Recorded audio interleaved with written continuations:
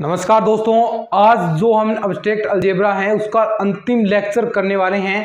पूरा abstract algebra जितनी भी चाहे ग्रुप थ्योरी कह दीजिए पूरी कंप्लीट करवा दी है। आएगी तो इन लेक्चर्स में से ही आएगी, इससे बाहर कुछ भी चीज़ें नहीं आएगी, क्योंकि हमने ऐसी चीज़ें नहीं पढ़ी हैं जो इनसे बाहर जा सके। हमने ओरिजिनल बुक पढ़ी है शुरू से ही, तो ओरिजिनल ही आगे हम रहेंगे। चलिए, लास्ट टॉपिक इसके अंदर है और कुछ प्रॉपर्टीज आएंगी वो भी हम साथ साथ करते जाएंगे। चलिए, लास्ट टॉपिक का नाम है आइसोमॉर्फिज्म। इसकी इंपॉर्टेंट वो प्रॉपर्टीज हैं आइसोमॉर्फिज्म, वो हम सब पढ़ने वाले हैं। तुल्यकारिता ज्यादा कुछ खास नहीं है, आइसोमॉर्फिज्म ग्रुप भी होती है और इसमें तुल्यकारिता भी हम प्रूफ करेंगे। हमने देखिए सबसे जो पहला लेक्चर था इसका समाकारिता वाला, ये तीसरा क्लास है इसकी। तो पहली क्लास के अंदर मैंने टाइप्स ऑफ मॉर्फिज्म समाकारिता के कुछ प्रकार बताए थे, उसमें एक आइसोमॉर्फिज्म भी बताई थी, यानी कि किसी जी स्टार से जी ओ प्रतिचित्रण जी से जी डैश में तुल्यकारिता कहलाएगा यदि नंबर एक वह एककी हो। हमने पढ़ लिया है एककी हो, आच्छादक हो। नंबर दो वह आच्छादक हो। ज्यादा कुछ खास नहीं है, क्योंकि मैंने आपको बताया था जो चीजें पर्सन आने वाली हैं वो चीजें आपको करा दी। और समाकारिता भी होनी चाहिए, समाकारिता भी हो, यानी एककी में आपको पता है F(A1) बराबर आप F(A2) लेते हैं तो यहां से A1 बराबर A2 आना चाहिए, तो ये एककी होगा। और आच्छादक है यानी FZ बराबर जो आपका प्रतिबिंब है Z वो आपका मौजूद होना चाहिए। समाकारिता है तो समाकारिता के अंदर क्या होगा, FA*B आप ले रहे हैं तो FAO(FB) आपका होना चाहिए। तो ये नॉर्मल चीजें हैं, आप पहले भी पढ़ चुके हैं, बस हम फटाफट इस चीज को कर रहे हैं ताकि हमारा एक भी टॉपिक न रह जाए, इसलिए हम ये चीजें फटाफट कर लेते हैं। और ऐसा ही लिख लीजिए, जो लिखना है ऐसा ही इसके ग्रुप होगा।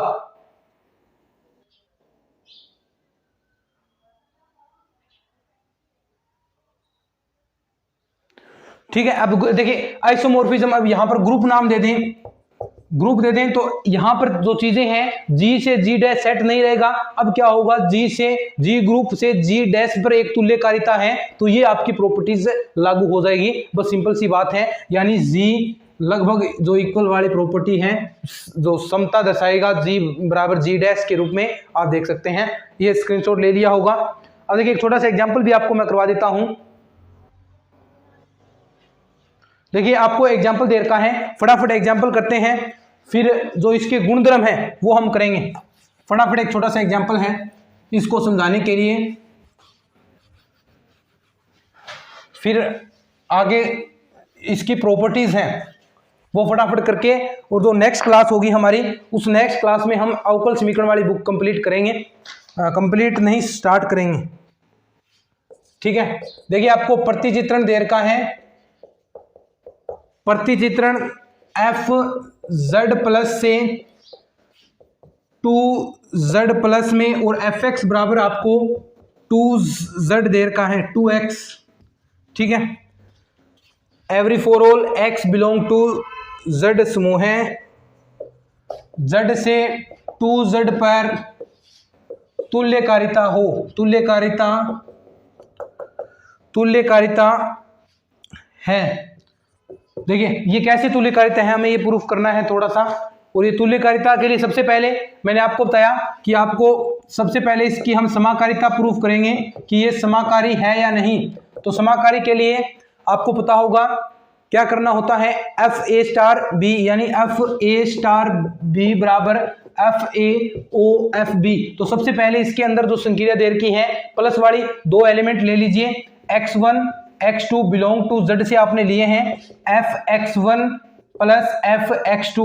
तो इसका देखिए रिजल्ट क्या होगा, x1 प्लस x2, और ये फंक्शन क्या करता है, इनका 2 से गुणा करता है, तो यानी 2x1 प्लस x2। अगर इसे आप सोल्व करेंगे तो 2x1 प्लस 2x2, और इसे आप क्या लिख सकते हैं, इसे आप लिख सकते हैं fx1 प्लस fx2, और यही इसके अंदर आपको प्रॉपर्टी प्रूफ करनी थी कि ये 2z के इक्वल होगा। इसको आपने फंक्शन लिखा तो ये आपका बराबर आ गया। तो यानी ये समाकारिता है। नंबर 2 पर हम प्रूफ करते हैं एककी के लिए, एककी है या नहीं। तो देखिए fx1 बराबर आपको fx2 रखना होता है एककी के लिए, तो 2x1 बराबर 2x2। देखिए सबसे पहले आप लेकर चलते हैं कि x1 बराबर नोट x2 है, x1 बराबर नोट x2 है, लेकिन आप x1 बराबर x2 इसके अंदर प्रूफ कर देते हैं तो वो एककी होगी। तो x1 बराबर x2 यहां से आ गया है। नंबर 3, ये आच्छादक भी होगा। कैसे आच्छादक भी है, यानी z से देखिए इक्वल किसके हैं, ये 2z, ये जो फंक्शन आप ले रहे हैं ये 2z के, तो रिजल्ट आ रहा है, तो ये आच्छादक भी इसमें प्रॉपर्टी फॉलो करेगा। तो ऐसी ये चीजें हैं। फटाफट जो चीजें हैं वो आपको समझाने वाली है, अब फटाफट चीजें लिखिए और फटाफट इसको हम कंप्लीट करते हैं। अब इसकी प्रॉपर्टीज करते हैं। आज लेक्चर में थोड़ा फास्ट चल रहा हूं क्योंकि ऐसी कोई चीजें है ही नहीं दोस्तों इसके अंदर, बस आपको लिखनी है और याद करनी है, और जो समझाने वाली थी वो मैं आपको समझा चुका हूं। और ये आइसोमॉर्फिज्म हम पहले भी पढ़ चुके हैं, इसलिए फटाफट में कोई देखिए ज़्यादा टाइम वेस्ट करने वाली चीज़ें नहीं है और ज़्यादा हम टाइम वेस्ट इसमें नहीं भी करेंगे। चलिए इसकी प्रॉपर्टीज अब फटाफट आपको मैं लिखा देता हूँ। प्रॉपर्टीज यानी गुणधर्म 5-7 थ्योरमें हैं, फटाफट हम लिखते हैं, ज़्यादा कुछ है नहीं। देखिए सबसे पहली प्रॉपर्टी है इसकी कि किसी ग्रुप G से समूह G डैश पर परिभाषित आच्छादक समाकारिता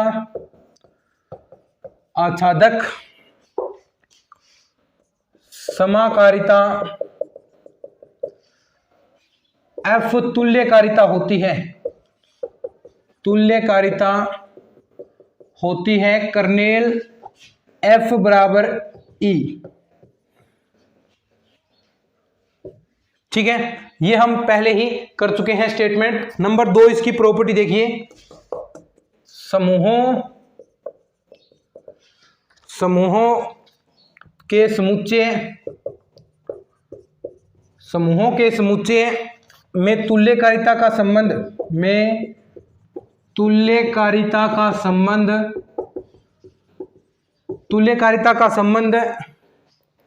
देखिए, ये समता वाला साइन यहां पर एक तुल्यता संबंध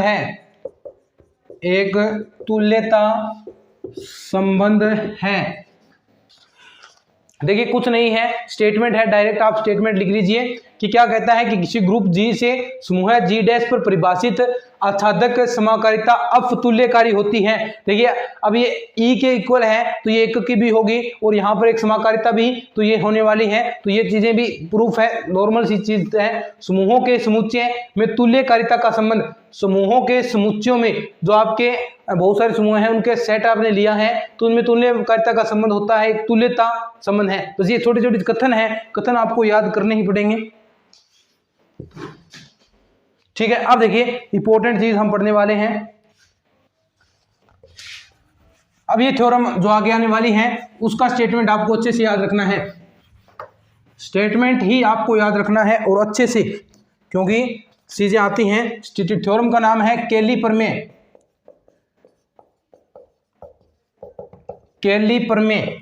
प्रमेय का जो स्टेटमेंट है कि प्रत्येक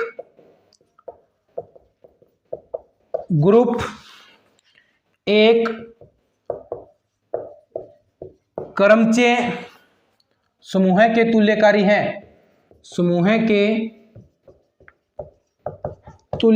है। यानी क्या है स्टेटमेंट कि प्रत्येक ग्रुप एक क्रमचय समूह के तुल्यकारी है। तो आपने क्रमचय की जो प्रॉपर्टीज पढ़ी हैं, यानी जो ग्रुप है वो एक क्रमचय समूह है, जो आपने क्रमचय जो पिछला टॉपिक था उसके तुल्यकारी होगा। यही कैली प्रमेय है। कैली प्रमेय का कथन क्या है कि प्रत्येक ग्रुप एक क्रमचय समूह के तुल्यकारी है। 2-3 बार ऐसे पढ़े, साथ साथ में बोले कि प्रत्येक ग्रुप एक क्रमचय समूह के तुल्यकारी है, बस ये याद हो जाएगा। और ऐसे ही आपको याद रखना है। कैली प्रमेय का स्टेटमेंट पूछ लिया जाता है कि निम्न में से कैली प्रमेय के लिए सत्य है, तो ऐसा स्टेटमेंट आपको याद रखना है। नंबर नेक्स्ट थ्योरम आपकी जो प्रॉपर्टी है कि प्रत्येक अपरिमित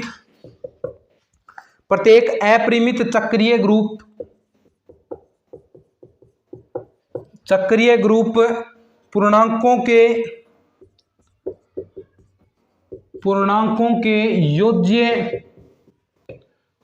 के योज्य ग्रुप Z प्लस के तुल्यकारी होता है। लिख लीजिए फटाफट, कुछ नहीं है कि प्रत्येक अपरिमित चक्रीय ग्रुप, कोई अपरिमित चक्रीय ग्रुप है जिसके अंदर जो संख्याएं हैं आपकी फिक्स नहीं है, पूर्णांकों के योज्य, जो पूर्णांकों का योग है ग्रुप, ये देखिए पूर्णांकों के योज्य Z प्लस के तुल्यकारी होता है। अपरिमित चक्रीय ग्रुप है इस Z प्लस के तुल्यकारी होता है। ये स्टेटमेंट आपको डायरेक्ट याद रखने हैं। अब देखिए लिख लिया होगा, फटाफट लिख लीजिए, ज्यादा इसमें टाइम वेस्ट आप न करें। अब देखिए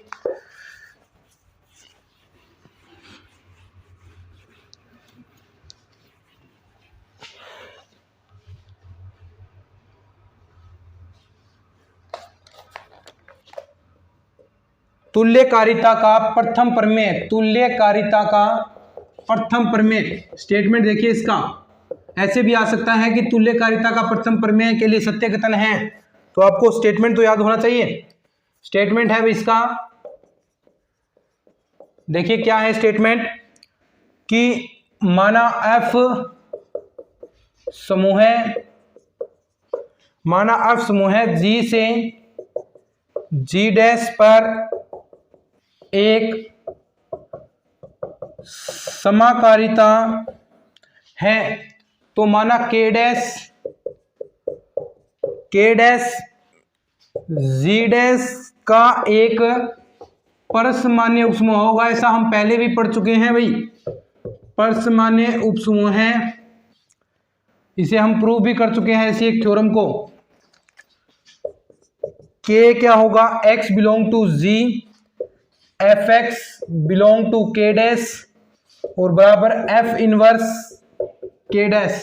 क्या है स्टेटमेंट इंपॉर्टेंट है कि माना F समूह है G से G डैश पर एक समाकारिता है, तो माना K डैश G डैश का एक परसमान्य उपसमूह है। तो देखिए ये K डैश है वो G डैश का एक परसमान्य उपसमूह है, तथा इसके लिए K बराबर क्या होगा, X belong to G, Fx belong to K dash, यानी जो इसका समुच्चय है, जिसका जो एलिमेंट है, जो अवयव के प्रतिबिंब K डैश के बराबर होने चाहिए, और इसका बराबर होगा F इनवर्स, यानी जो K डैश है उसका प्रतिबिंब आप देख सकते हैं, उसका इनवर्स कर सकते हैं। ठीक है, नेक्स्ट स्टेटमेंट देखिए कि यदि N G का एक परसमान्य समूह है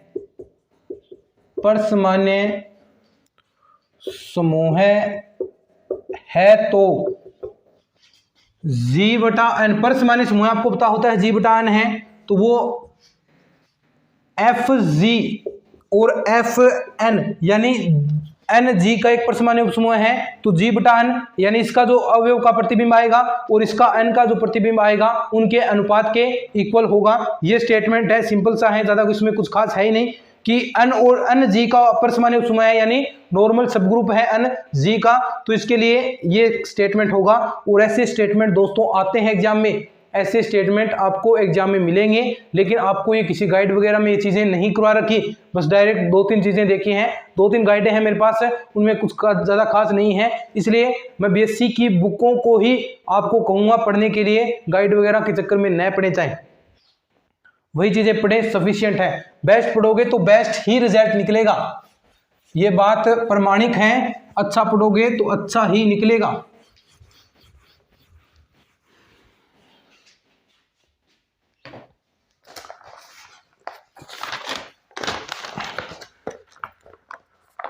एक और स्टेटमेंट, ये लिखते जाएं और याद करते जाएं। मान लीजिए H तथा के G के दो परसमान्य उपसमूह ऐसे हैं कि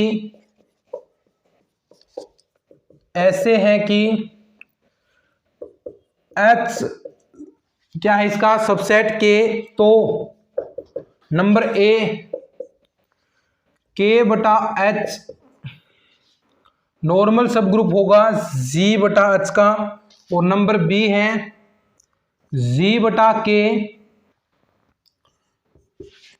ये G बटा H जो आपका विभाग ग्रुप है तथा K बटा H जो आपका विभाग ग्रुप है उसके बराबर होगा। ये दो स्टेटमेंट है।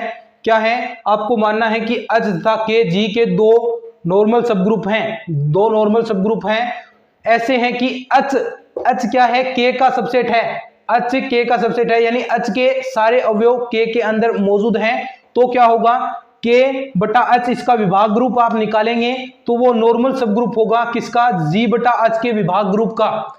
आप क्वोशेंट ग्रुप भी निकाल चुके हैं, 2-3 बार चीजें हमने ऐसे किए हैं। तो K बटा H नॉर्मल सब ग्रुप होगा किसका, G बटा H, यानी K बटा H क्या है, ये एक विभाग ग्रुप है और ये भी एक विभाग ग्रुप बनेगा, नॉर्मल सब ग्रुप होगा। और B क्या है, G बटा K, अगर G बटा K का विभाग ग्रुप लेंगे तो वो लगभग इक्वल होगा G बटा H के और अपॉन में K बटा H के, क्योंकि देखिए H क्या है, K का जो सारे अवयव हैं उसके अंदर सबसेट है, सबसेट हम कह सकते हैं H K का सबसेट है, यानी H के सारे अवयव K के अंदर मौजूद हैं। तो ये आपका थ्योरम का स्टेटमेंट हो गया। फटाफट इस स्टेटमेंट को लिख लीजिए, फिर हम आगे बढ़ते हैं। एक दो चीजें और भी हैं,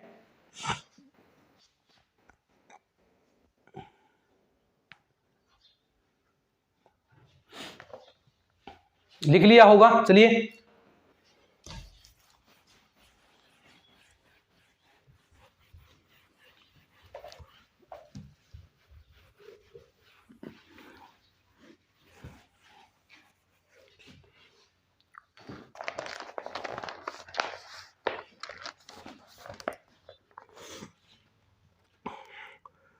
एक स्टेटमेंट और,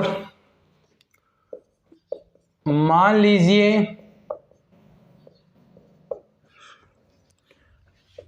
H तथा K समूह G के दो परसमान्य उपसमूह ऐसे हों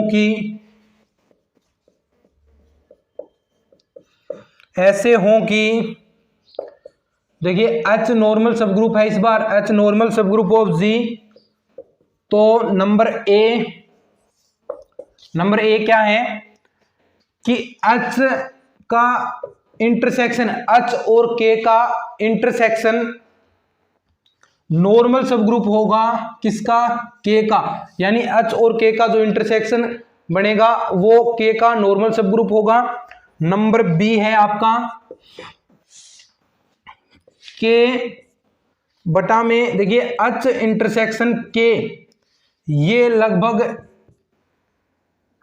इक्वल होगा H के तथा अपॉन में H, यानी ये है K अपॉन H इंटरसेक्शन, यानी K और इसका जो एक कुछ बनेगा, सेट बनेगा, ये इक्वल होगा H के और अपॉन में H। बस ये स्टेटमेंट आपको हूबहू याद रखने हैं। क्या है स्टेटमेंट, दोबारा सुन लीजिए कि H तथा K समूह है, G के दो परसमान्य उपसमूह हैं, नॉर्मल सब ग्रुप है, और ऐसे हो कि H है वो G का नॉर्मल सब ग्रुप है, तो उसके लिए H और K का इंटरसेक्शन K का नॉर्मल सब ग्रुप होगा, K upon H intersection K लगभग इक्वल H के अपॉन H के बराबर होगा। तो ये दोस्तों आपके जितने भी स्टेटमेंट बनते हैं, जितनी भी थ्योरमें बनती हैं, जितनी भी प्रॉपर्टीज बनती हैं, वो सारी मैंने करवा दिए। इनसे बाहर कुछ भी नहीं जाएगा। अगर स्टेटमेंट से क्वेश्चन आता है तो इनसे ही क्वेश्चन उठेगा। हूबहू ये थ्योरमें के स्टेटमेंट है, आपको डायरेक्ट ये स्टेटमेंट मिल सकते हैं। ये तो ज्यादा इतने इंपॉर्टेंट नहीं है, लेकिन जो नाम वाली चीजें थी, केली प्रमेय हुआ और प्रथम प्रमेय था, जो आपका आइसोमोर्फिज्म, समाकारिता का प्रथम प्रमेय, तुल्यकारिता का प्रथम प्रमेय,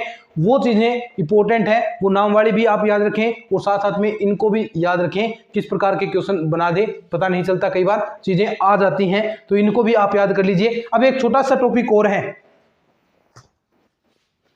अब एक छोटा सा लास्ट टॉपिक है और उसके बाद हमारी ये पूरी ग्रुप थ्योरी कंप्लीट हो जाएगी। ठीक है,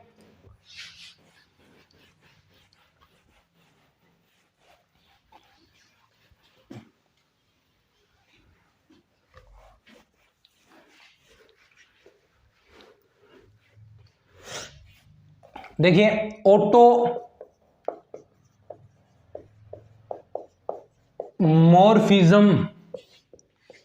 इसे हम कहेंगे स्वकारिता। ऑटोमॉर्फिज्म या स्वकारिता क्या है?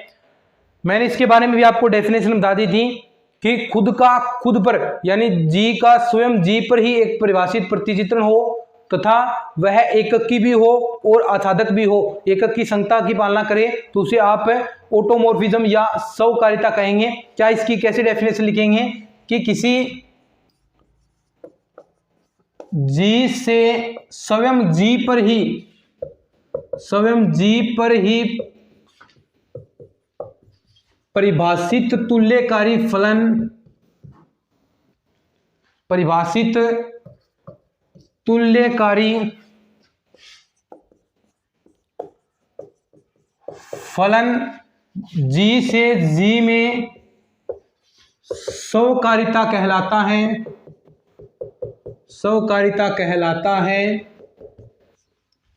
कहलाता है यदि एफ जी से, यानी जी से जी पर ही ये परिभाषित आपका प्रतिचित्रण है, तो ये आपका स्वकारिता कहलाएगा। यानी क्या है कि जी से जी पर ही, जैसा हमने क्रमचय के लिए पढ़ा था कि ए का ए पर ही प्रतिचित्रण था, उसे आपने क्रमचय कहा था और वो क्रमचय आपका अबेली नहीं था। तो ये वही चीजें हैं जी का जी पर, लेकिन इसके लिए एक कंडीशन है, यदि एफ जी है तो नंबर एक एककी हो, एककी यानी एफ ए1 बराबर एफ ए2 है तो वो ए1 बराबर ए2 होना चाहिए। नंबर दो आच्छादक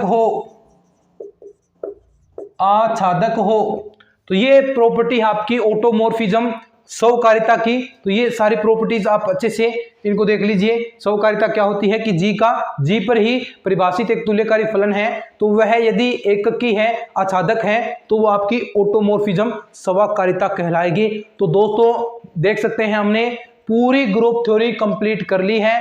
कितने क्वेश्चन के लिए? 5 क्वेश्चन में 5 क्वेश्चन इससे आएंगे।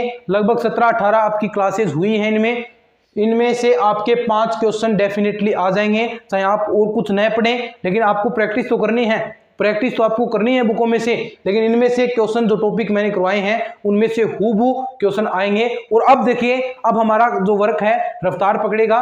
पहले हमने धीरे धीरे चीज़ों को समझा है, ग्रुप थ्योरी में चीज़ें ज़्यादा समझाने वाली भी थी, लेकिन कुछ आपको ये लास्ट में स्वकारिता समाकारिता ये कुछ आपको चीज़ें याद भी करनी है, तो ऐसी चीज़ें थी। लेकिन अब जो आगे हम नेक्स्ट बुक पढ़ने वाले हैं, जो आगे जो बुकें आएंगी वो इंटरेस्टिंग है, क्योंकि उसमें मैथ की प्रक्रियाएं होंगी, मैथ के सॉल्यूशन आपको करने हैं। अब जो आगे नेक्स्ट आपकी बुक आएगी, नेक्स्ट बुक का जो आगे वाला लेक्चर होगा, कल जो हमारी क्लास होगी, उसके अंदर हम देखिए थोड़ा सा आपको बता देता हूं। अवकल समीकरण जिसे डिफरेंशियल इक्वेशन,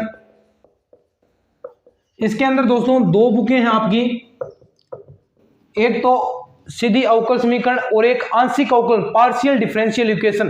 2 बुकें हैं, एक अवकल समीकरण, एक पार्शियल डिफरेंशियल इक्वेशन। अब अवकल समीकरण के अंदर देखिए आपको dy/dx ऐसी चीजें मिलेगी, d² y/dx² मिलेगी, कभी आपको समघात देगा, समघात से आपको समीकरण को सोल्व करनी है, पी आई सी आई ऐसी चीजें आपके पास आएंगी, डी ऐसे आपको कन्वर्ट करके देगा जिसमें आपको ए की वैल्यू निकालनी है, आपको वैल्यूज बतानी है, वाई और एक्स के मान आपको निकालने हैं। मेन चीज क्या है, यहाँ पर आपको एक्स की वैल्यू फाइंड आउट करनी पड़ेगी। तो वो चीजें हम जो कल से स्टार्ट होगी, और जो आपकी पार्शियल है उसमें ऐसे करली अपॉन करली एक्स इस रूप में चीजें मिलेगी, तो वो आपकी पार्शियल हो जाएगी।